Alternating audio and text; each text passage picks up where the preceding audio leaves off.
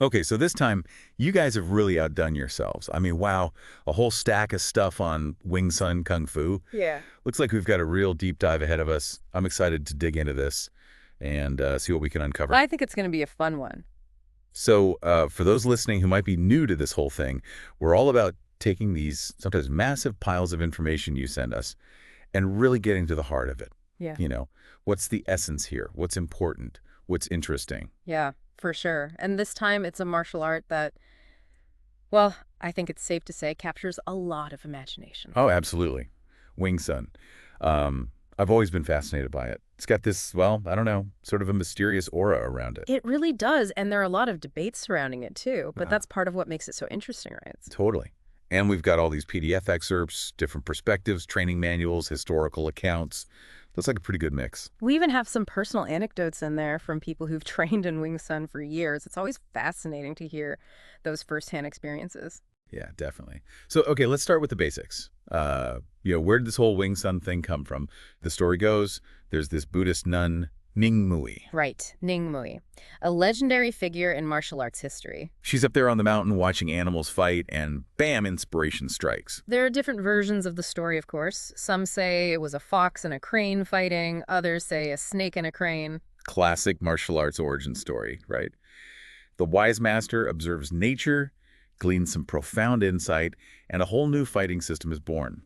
But here's where my skeptical side kicks in. I can see why. There are definitely some gaps in the historical record when it comes to Ng Mu. Yeah, like, what was she practicing before this supposed epiphany? Was it some kind of Shaolin Kung Fu?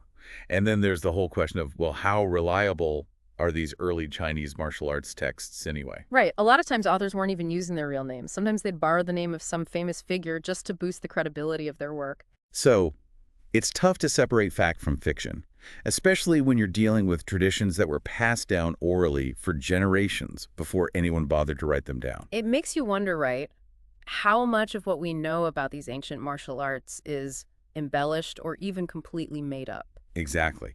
So healthy skepticism is key here, I think. But even with those uncertainties, the origins of Wing Tsun are pretty fascinating. Agreed. It sets the stage for a unique approach to martial arts. Which brings us to the age-old question. What's the best martial art? I'm sure you get asked that all the All time. the time, and I always give the same answer. It depends. Yeah, that's not very satisfying, is it? Yeah. But the material we have here actually dives into that a bit, breaking down martial arts into different categories based on their focus and goals. Right. It's not about finding the one best system. It's about figuring out what you want to get out of it and then finding the style that best aligns with your goals. Okay, so let's go through these categories. First up, we've got the bodybuilding systems. Think of styles like the harder forms of Shaolin Kung Fu, Karate, Taekwondo. They definitely put a big emphasis on physical conditioning, building strength, endurance, flexibility, even shedding a few pounds. So if you're looking to get in shape, maybe one of those would be a good place to start. I mean, I've always been impressed by the sheer power and athleticism of those karate and taekwondo practitioners. Oh, for sure. They can be incredibly intense and demanding, both physically and mentally. And they have a strong tradition of discipline and respect, which can be great for personal development. The source even points out that the training atmosphere can vary between styles. It mentions karate sometimes having a calmer vibe, while taekwondo can be more high energy. Yeah, there's definitely a different feel to each one. It's worth checking out a few different schools and seeing which one resonates with you. Good advice. All right, what's the next category? Next, we have the animal systems. These are styles like crane kung fu, monkey kung fu, styles that often mimic the movements and fighting strategies of animals. I've always found those fascinating to watch. They can be incredibly beautiful and fluid, almost like a dance. They are, and they often require a high level of skill and coordination to execute properly. But here's a key point the source makes. If a style prioritizes looking beautiful, it might not be the most effective for actual fighting. Interesting. So form over function in some cases. In a way, yeah. The source specifically talks about Kong Sao, which is fighting without rules. In a real-life confrontation, efficiency often trumps aesthetics. It makes sense. All those fancy flourishes might look impressive in a demonstration, but in a chaotic, unpredictable situation, simplicity and directness probably matter more.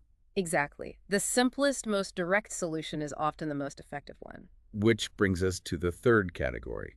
Pure, uncompromising fighting systems. What are we talking about here? These are systems that strip away all the unnecessary movements and focus solely on what works in a real fight. They're characterized by small, economical movements. No high kicks, no flashy acrobatics, no loud, intimidating shouts. So kind of like boxing in a way. Yeah, there are definitely some similarities. Boxing is often cited as a very efficient and effective fighting system. And like boxing, these pure fighting systems might not be the most visually appealing to the untrained eye, but their effectiveness is undeniable. But the source also mentions that these truly pure systems are pretty rare. They are. Most martial arts incorporate elements from multiple categories to some degree. Okay, so we've got these categories, but even within a specific style, there's a huge range of skill levels, right? Mhm. It's not just about the system itself, it's about the individual practitioner. Absolutely. The material uses a great analogy, talking about Fritz and Joachim in a fight. It's not just System A versus System B, it's about the individuals involved, their skills, their strengths, their weaknesses, even their mental state on that particular day. So you could have two people practicing the same style, but one might be a total beginner and the other might be a seasoned master. Exactly. And that difference in skill can be enormous.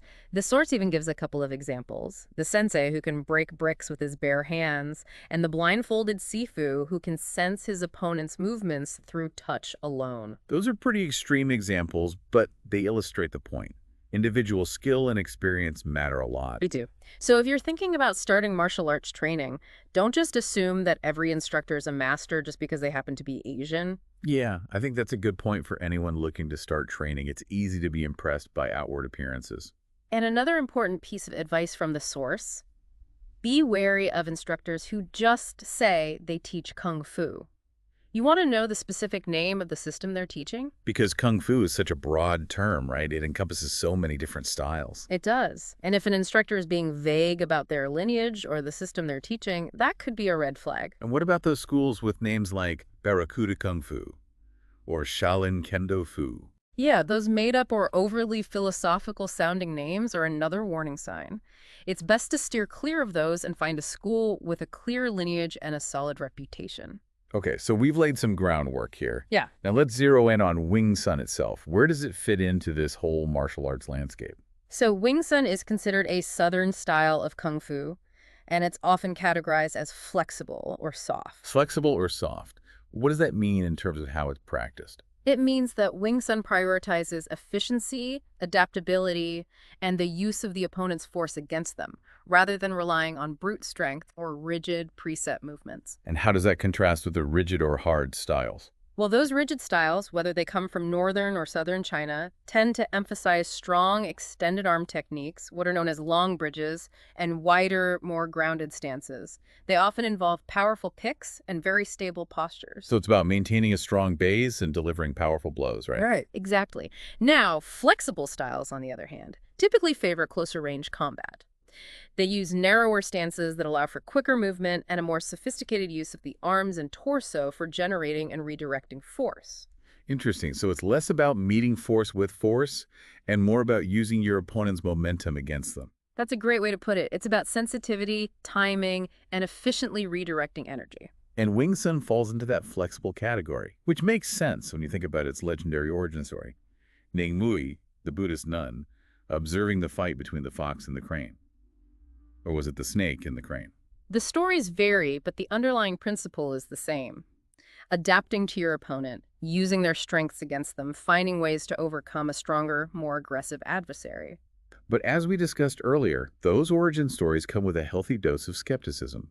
There are questions about Ng Mui's own background, the details of Yim Wing Tsun's victory over the bully, even the historicity of the Fukin Shaolin monastery burning. Right, a lot of these early martial arts stories are shrouded in myth and legend. It's tough to separate the facts from the embellishments. But even with that uncertainty, there's something compelling about those stories, isn't there? They hint at a deeper understanding of combat, a way of fighting that goes beyond brute force and embraces a more nuanced, adaptable approach. And they speak to the ingenuity and resilience of those who develop these fighting systems, often in the face of oppression or overwhelming odds. Definitely. And one of the most intriguing parts of Wing Tsun's history is its possible connection to another now lost style called air ape. Yeah, the source mentions this observation of an air ape practitioner, and the similarities to Wing Tsun are pretty striking. They both use that shoulder width stance with parallel feet. They both emphasize straight punches along the meridian line. Meridian line, what's that exactly? It's a concept from traditional Chinese medicine. It refers to these pathways of energy that flow through the body.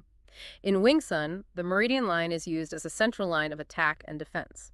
Interesting. So it's about directing your force along those energy pathways. In a way, yeah. It's about using your body's natural structure and alignment to maximize your power and efficiency. And the air ape style also had movements that resembled Wing Tsun's Huan Sao, though performed in reverse.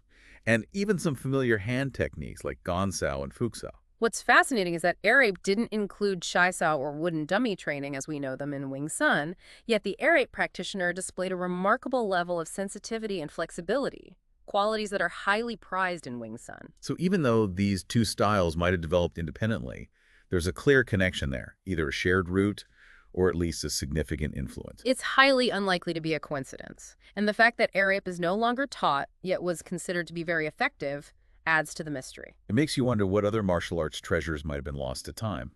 But okay, let's get back to Wing Tsun. The source makes a point of saying how it marked a real departure from the more traditional Shaolin Kung Fu styles. What were some of the key differences? Well, one big difference was the focus on concepts and principles over just mimicking animal movements. Wing Tsun was designed to be adaptable to the human body, rather than trying to force the body into unnatural forms. So it's more about understanding the underlying mechanics of movement and force, rather than just copying external forms. Exactly. And another key difference is the simplicity and efficiency of the movements. Wing Tsun has far fewer forms than many Shaolin styles. So it's more streamlined, more focused on practical application. Right. There are no wasted movements, no purely aesthetic flourishes. Every single movement in Wing Tsun is meant to have a direct combat purpose. And even the names of the techniques are very practical and descriptive. Yeah, like hand flesh open arm, which literally means palm up arm. It's a very straightforward, no-nonsense approach. Exactly. Wing Tsun emphasizes method and technique over brute strength. It's about using your opponent's force against them, adapting to their movements, and exploiting their weaknesses. And that's reflected in the adaptable hand techniques, the flexible stances, and the fast footwork. Right. It's a very fluid and dynamic style, unlike the more grounded, rooted stances you see in some Shaolin styles. Even the basic stances are different. Shaolin often uses the front stance, where the weight is primarily on the front foot. But Wing Tsun uses the back stance, with the majority of the weight on the rear leg. That back stance allows for quick new strikes and rapid retreats with the front leg. It's all about maintaining mobility and being able to respond quickly to your opponent's attacks. And speaking of responding quickly, the story of Yim Wing Tsun herself is pretty remarkable. 3 years of private lessons with Ng Mui, and she's able to defeat a local bully. And she had no prior martial arts training before that. That's pretty impressive. It really speaks to the effectiveness of the system, at least according to the traditional accounts. And it highlights the importance of dedication and focused training. And another interesting point about Wing Tsun is that lineage isn't necessarily passed down directly from father to son. It's more about skill and understanding. Right. The examples of Shan inheriting from Leung Yip Man learning from Shan, and then Leung Ting popularizing Wing Tsun on a global scale, they all demonstrate that the transmission of knowledge in Wing Tsun is based on merit and dedication, not just bloodlines. It's about finding the most capable student, the one who can truly embody the principles and carry on the tradition. Exactly. So it's more about finding the right person to continue the legacy rather than just passing it down within a family. Okay, so let's dive into some of the key principles and techniques that make Wing Tsun so unique. And one that stands out is Chi Sau, or sticky hands. Ah, Chi Sau. It's really at the heart of Wing Tsun training. But what exactly is it? Is it just about having fast reflexes? It's more than just reflexes. It's about developing an almost unconscious ability to feel your opponent's movements, their intentions, their changes in force, and then to automatically generate a targeted response without having to think about it. Wow, so it's like training your body to react instinctively, bypassing the conscious mind altogether. Exactly. And it's not just about reacting quickly. It's about reacting with precision and efficiency. You're learning to intercept your opponent's attack at the earliest possible moment, using their energy against them. And this sensitivity is developed through that constant contact and feedback you get during Chi Sau practice, right? Right. You're learning to feel even the slightest shifts in pressure or direction and to instantly adapt your response. And there are different types of Chi Sau, right? There's one-armed and two-armed. Exactly. One-armed Chi Sau helps you develop basic sensitivity and structure in each arm individually. Two-armed Chi Sau takes it to the next level, enhancing coordination between your arms and preparing you for more dynamic training like sparring. So it's about building up from those fundamental skills to more complex applications. Right. And for advanced practitioners, two-armed Chi Sao can even be used as a form of targeted strength training. But the source cautions against trying to use brute force too early in your Chi Sao practice. Why is that? Because it can hinder the development of that essential sensitivity. It's like trying to force a delicate flower to bloom by pulling on its stem. You need to be patient and let it develop naturally. And the source uses a great analogy. Controlling two separate teacups simultaneously without spilling either. That really illustrates the level of independent arm control and coordination you need to develop. It does. It's a great way to visualize what you're trying to achieve with two-armed Chi Sao. And then there's Pung Sao, or rolling arms. I've heard some people say that it's not very practical for real-life fighting. Well, you're not likely to find yourself in a formal Pun Sao sequence in the middle of a street fight, but it's still incredibly valuable exercise for developing that tactile sensitivity in your arms. So it's more about refining your sense of touch and pressure rather than being a direct fighting technique. Exactly. It's about becoming acutely aware of how force is being applied to your structure and learning to respond with subtle adjustments and redirects. And we also came across Kuo Sao, which translates to combat training in Chi Sao. This sounds like it's bridging the gap between Chi Sao practice and actual fighting. It is. Ku Sao takes that sensitivity you've developed in Chi Sao and applies it in a more unpredictable, combat-simulated environment. You're learning to use those reflexive responses against a resisting opponent. So it's about making those skills functional, taking them out of the realm of drills and into the chaos of a real fight. Precisely. And it emphasizes practicality over aesthetics. It doesn't matter how fancy your movements look if they don't work when you need them. Okay, let's move on to the forms. The first form in Wing Tsun is called the Siu-Nim-Tau, or Little Idea form. What's the main purpose of this form? The Siu-Nim-Tau is all about establishing those foundational techniques and principles. It's about instilling the right mindset and work ethic. And the source really stresses the importance of persistence and consistent effort, regardless of how quickly you seem to be progressing. It's about embracing that little idea and building upon it gradually, rather than getting overwhelmed by trying to master everything at once. It's interesting that it focuses on developing practical body mechanics, rather than delving into those more mystical or philosophical explanations you often find in other kung fu styles. Yeah, Wing Tsun is very pragmatic in that sense. It's about what works, not about esoteric theories or elaborate symbolism. And the movements in the Siu-Nim-Tau are all very fundamental, very focused on building a strong structure and maintaining that central line. Right. You've got the initial stance, the Tan Sao, the Gan Sao, Kun Sao, the straight punch, Wu Sao, Fuk Sao, Pak Sao, Gum Sao, Bong Sao, and then the final releasing of tension and the chain punches. And there's even a sneaky backward elbow strike hidden in there. It is a very efficient and versatile form, packing a lot of information into a seemingly simple sequence of movements. And we learned that there are 3 hand forms in Wing Tsun, plus the wooden dummy form. Right.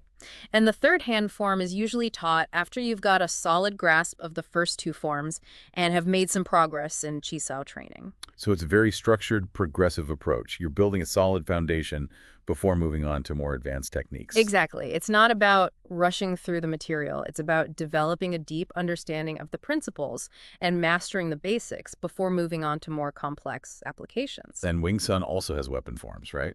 It does. The 2 primary weapons are the Lipdim Boon Kuen, which is a long pole, and the Bart Cham Dao, also known as butterfly swords. You mentioned earlier that the long pole stances are different from the unarmed stances. Why is that? Well, the long pole obviously gives you a much greater reach, so the stances are adapted to maximize that leverage and to defend against attacks from a greater distance. But the underlying principles of Wing Tsun still apply, right? Absolutely. It's still about centerline defense, efficient movement, and using your opponent's force against them. And there's a specific emphasis on small circular movements with the long pole. Right. That small circle is crucial for deflecting incoming attacks and maintaining control of the center line. It contrasts with some other long pole styles that might use wider, more sweeping movements. And the butterfly swords are more about close quarters combat, right? They are. They're used in conjunction with specific footwork patterns that allow for rapid changes in direction and close-range maneuvering. It's interesting how Wing Tsun incorporates both long-range and close-range weapons into its system. It speaks to the versatility and adaptability of the art. It's not just a fighting style, it's a comprehensive approach to combat that can be applied to a wide range of situations and weapons. And it's a system that was originally developed by a woman, which makes it particularly appealing to those who might not have a lot of raw physical strength. Exactly. Wing Tsun doesn't rely on brute force. It's about speed, agility, technique, and leverage. It's a system that anyone can learn, regardless of their size or physical strength. And the source even suggests that women who train in Wing Tsun might benefit from focusing on developing their footwork, as leg strength is often less of a differentiating factor between men and women than upper body strength. That's a good point. It highlights the adaptability of Wing Tsun to individual strengths and physical attributes. All right, let's talk about Yip Man. He's considered the grandmaster of Wing Tsun, the one who really brought it to the world's attention. Yeah, Yip Man played a pivotal role in the development and popularization of Wing Tsun. And the stories about his skill are pretty incredible. Effortlessly handling challengers, disarming a soldier by ripping the cylinder out of a revolver, standing firm against multiple attackers, even breaking those thick wooden posts with a single kick. Those stories are part of Wing Tsun lore. They might be embellished, but they speak to the level of mastery that Yip Man achieved. But his journey wasn't easy. He faced a lot of challenges when he moved to Hong Kong. It took time for Wing Tsun to gain recognition. Right. Wing Tsun wasn't as flashy or visually impressive as some other styles, and Yip Man himself wasn't a showman. He was more about practicality and effectiveness. But eventually, the results spoke for themselves. Wing Tsun's reputation grew, and it even gained recognition within the Hong Kong police force. It's a testament to the effectiveness of the system and to Yip Man's dedication as a teacher. And after his passing in 1972, his legacy continued through his students, most notably Leung Ting. Leung Ting played a crucial role in further systematizing and popularizing Wing Tsun. He introduced it to the West and helped to establish it as a globally recognized martial art. And he developed a structured grading system that made it easier for people to progress through the ranks. That standardization was a big step in making Wing Tsun more accessible to a wider audience. It's interesting to see how the teaching methods have evolved over time, from those traditional secretive approaches to the more modern systematic methods we see today. It reflects the changing landscape of martial arts and the need to adapt to a more globalized world. But even with that standardization, the core principle of adapting to the situation remains central to Wing Tsun. Absolutely. It's not about rigidly following preset routines. It's about understanding the principles and applying them creatively and effectively in any situation. Okay, beyond forms and Chi Sau, what other training methods are used in Wing Tsun? Well, there's wall bag and sandbag training for developing punching power, and wooden dummy training for refining body structure, positioning, and sensitivity. And the source mentions that targeted strength training can be beneficial, especially for certain muscle groups that are important for punching. Right. But the emphasis is on building strength in a way that complements Wing Tsun's principles rather than just bulking up for the sake of it. And there are specific exercises for developing speed, accuracy, and footwork. Like practicing air punches and kicks, working on circling steps and plucking steps, and refining turning techniques. And that one-leg stance is highlighted as a key exercise for building lower body strength and stability. It is.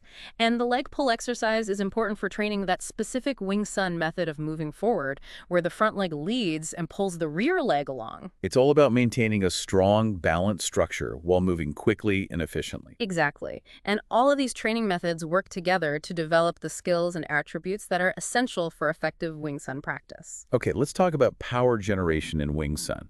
It's not just about muscle. Not at all. It's about understanding how to use your body efficiently, how to relax and let the force flow through you.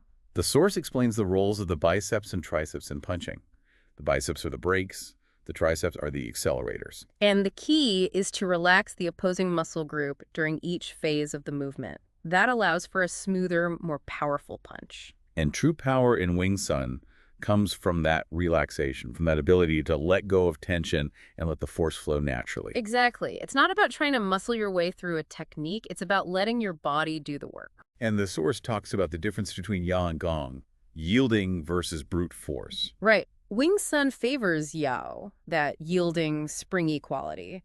But it's not about being passive or weak. It's about redirecting force, using your opponent's momentum against them. Exactly. Like a strong spring, you can absorb force and then release it with even greater power. It's a very sophisticated approach to combat, and it's one that can be used effectively by people of all sizes and strengths. It's one of the things that makes Wing Tsun so appealing. It's a system that empowers you to overcome physical limitations through skill and technique. And it's a system that has spread all over the world. Yip Man wanted to see Wing Tsun practitioners united, and Leung Ting played a big role in making that happen. It's amazing to see how far Wing Tsun has come, from its humble origins to its global presence today. And the source even includes some examples of how Wing Tsun can be applied in real-life self-defense situations. It's not just a theoretical system. It's designed to be practical and effective in the real world. And it emphasizes the importance of maintaining that correct stance with the weight on the rear leg and using that single track stepping method. It's all about being ready to react, to move quickly and efficiently, and to protect yourself while doing so. And the source also touches on the role of a Wing Tsun instructor. It's about more than just teaching techniques. It's about building confidence, discipline, and self-awareness in your students. It's about helping them to develop not just as martial artists, but as individuals. Exactly. It's about empowering them to face challenges both on and off the mat. So to sum it all up, Wing Tsun is a unique and fascinating martial art with a rich history, a sophisticated approach to combat, and a global following.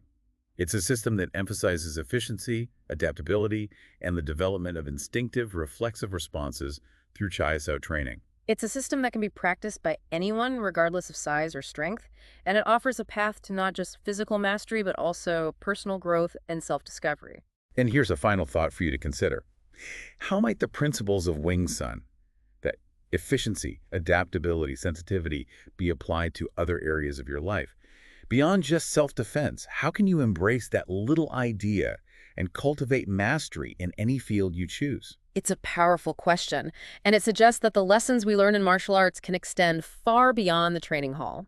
Thanks for joining us for this deep dive into the world of Wing Tsun Kung Fu. We hope you found it informative and engaging. And if you're interested in learning more, we encourage you to explore the resources available and perhaps even try a class yourself. We'll catch you next time.